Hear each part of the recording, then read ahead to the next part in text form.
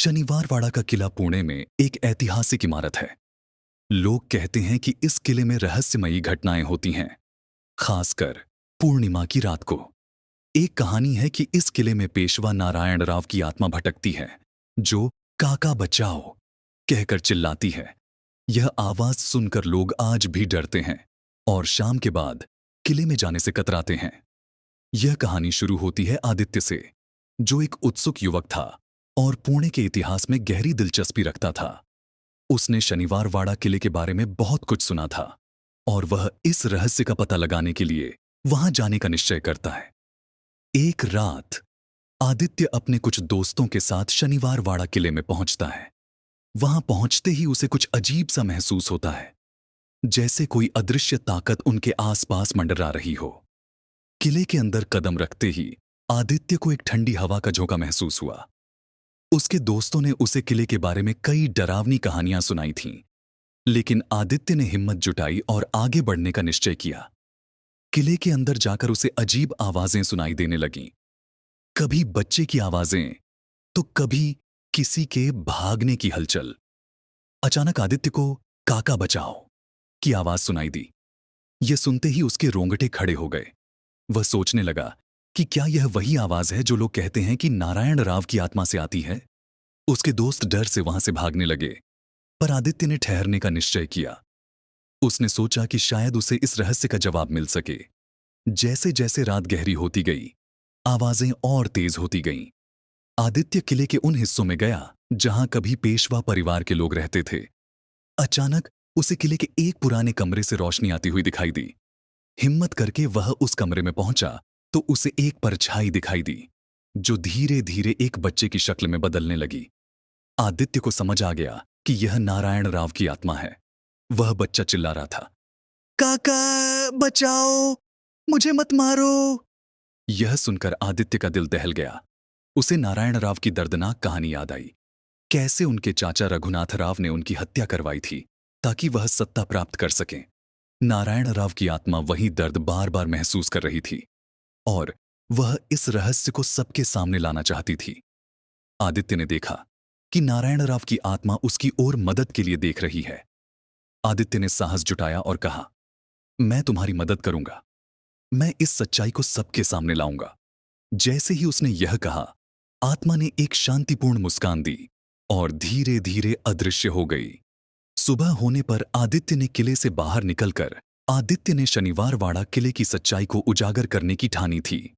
वह नारायण राव की आत्मा को न्याय दिलाने के लिए अपनी जान की बाजी लगा रहा था, लेकिन इस प्रयास में उसे कई परेशानियों का सामना करना पड़ा। उसके सपने अब पहले से भी अधिक भयावह और डरावने हो चुके थे। हर रात उसे नारायण राव की आवाज सुनाई देती, जो मदद के लिए पुकार रही होती। एक रात आदित्य ने किले में एक अजीब हलचल महसूस की। उसने सोचा कि शायद यही वो रात है जब उसे इस रहस्य का आखिरी सुराग मिल सकता है। वह अकेला ही किले की ओर निकल पड़ा। जैसे ही उसने किले के अंदर कदम रखा, उसे हर कोने से फुसफुसाहटें सुनाई देने लगीं। लगा जैसे कई लोग उसकी ओर बढ़ रहे हों। आदित्य ने हिम्मत से आगे बढ़ना जारी रखा। तभी उसे वही दरवाजा दिखाई दिया जो पिछली बार भी उसे मिला था। उसने दरवाजे को खोला और अंदर जाने लगा, लेकिन इस बार वहां का माहौल पहले से भी अधिक भयावह था। कमरे में अजीब सी ठंडक थी और चारों ओर धुंध छाई हुई थी। अचानक उसके सामने नारायण राव की आत्मा प्रकट हुई, लेकिन इस बार उसकी आंखों में गुस्सा था। उसके चेहरे पर क्रोध की लकीरें साफ दिखाई दे रही थीं। आदित्य समझ नहीं पाया कि आखिर क्या गलत हो गया। उसने डरते हुए आत्मा से पूछा, तुम मुझसे क्या चाहती हो? मैंने तो तुम्हारी सच्चाई को सबके सामने लाने का वादा किया था। लेकिन आत्मा ने कुछ नहीं कहा। बस वह धीरे धीरे उसकी ओर बढ़ने लगी। आदित्य को लगने लगा कि शायद आत्मा उससे नाराज है। वह पीछे हटने लगा, लेकिन उसकी टांगें जैसे जमीन से चिपक गई हों। वह हिल भी नहीं पा रहा था।